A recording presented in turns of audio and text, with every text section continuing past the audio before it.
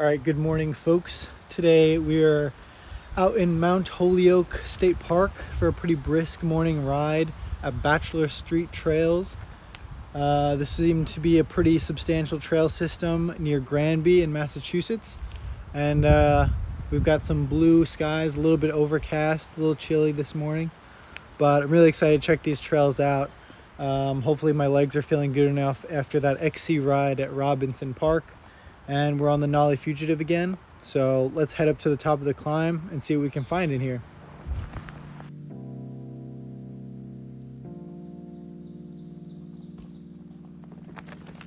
So this is my second ride in Massachusetts, which I think it's safe to say is a quintessential New England state, known for its challenging trails.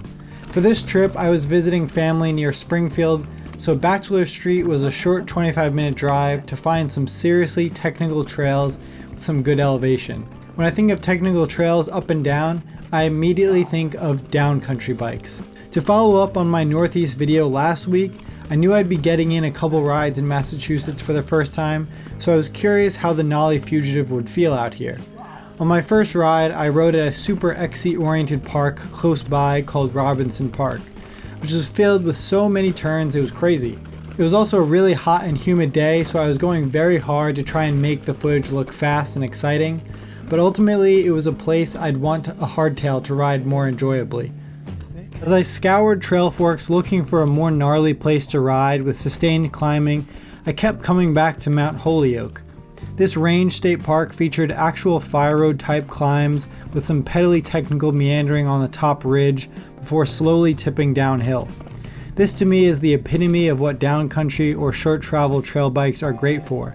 The modern geometry, 29-inch wheels, and powerful brakes make quick work of these low-angle, chunky descents that hit you with awkward moves one after the other.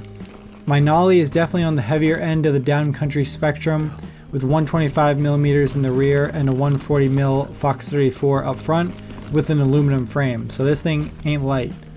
But the SLX 4-piston brakes with 180 and 200mm rotors give plenty of stopping power to grip rocks at weird angles and zigzag through rooty off-camber sections while still maintaining traction. Compared to my old common cell, the Fugitive suspension platform has way more grip in technical climbs, and you can genuinely feel it hooking up on these punchy rock faces that are strewn throughout the Northeast and New England. I think this is an interesting chance for people to see a bike that has been bred in British Columbia actually working very appropriately on the completely opposite side of the continent. I would highly doubt any of Knolly's enduro bikes would be particularly enjoyable out here on the East Coast, but that is besides the point. I often find myself gravitating towards these technical trails, especially when I am riding in a new state, because the all-out speed is not usually the name of the game. When I just want to expend as much energy as possible and lose myself in nature on a completely new mountain, the short travel trail bike lets me put in the work going up and down. Lately, I've been running the Fugitive in the neutral geometry setting, which keeps the head tube angle at a respectable 66 degrees and seat tube angle at 77.25 degrees. For me, this feels really nice on steady spins and arm wrestling your way up rocks.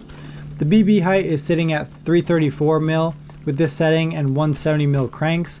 I think for this riding, I wouldn't want the bottom bracket any lower, to be honest. Ultimately, the biggest thing holding this bike back in the terrain is the low engagement hubs from DT Swiss. Luckily, the low standover height and straight C-tube insertion allow a very long dropper. I only have a 200mm one on it right now, but I could probably get a 220 setup going if I really needed it. This extra room allows me to move the bike underneath me even when the ratchet of the hubs trip me up in the really awkward rocks. These rocks really remind me of the trails in Scranton, Pennsylvania. Places like Moosic Mountain and Merle-Sarnoski Park come to mind. But the sprawling mountains of Pennsylvania are so different in tree growth and foliage compared to the punchy hills of Massachusetts. I think that speaks volumes to the value of downcountry or short travel trail bikes these days. You never know where life takes you, so why not have a bike that will maximize fun in as many places as possible? Whether you're on a vacation with the family, or on a business trip, or even going for a dedicated mountain bike trip, I feel like the most important thing is to see as much of what an area has to offer on the bike without getting hurt. Oftentimes, the places you end up will be much friendlier to the downcountry or short travel trail bike.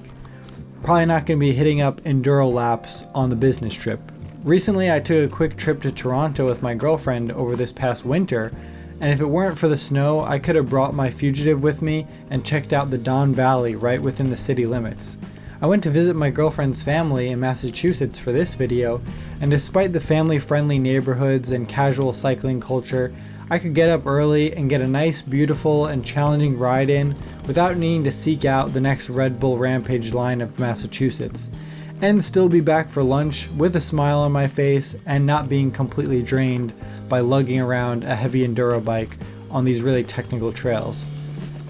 Learning to love short travel trail bikes keeps my riding much more focused on the adventure, the technique, and the connection between myself and the bike. It keeps me grounded in what I can actually do before the bike starts doing the heavy lifting and making up for my own inabilities.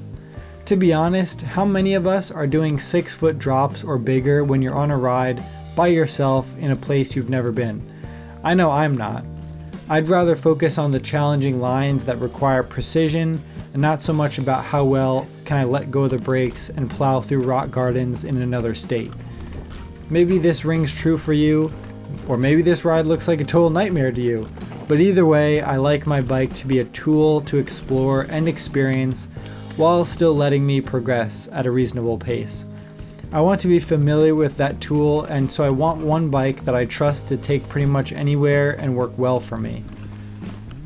So with that, I will conclude my ramblings and hope you enjoyed this video. And remember, stay venturing, my friends. Hello?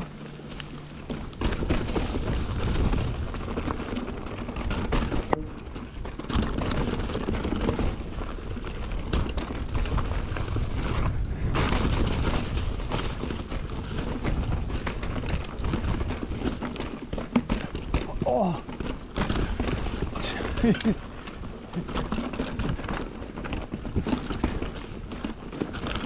These people are crazy. Oh my, holy.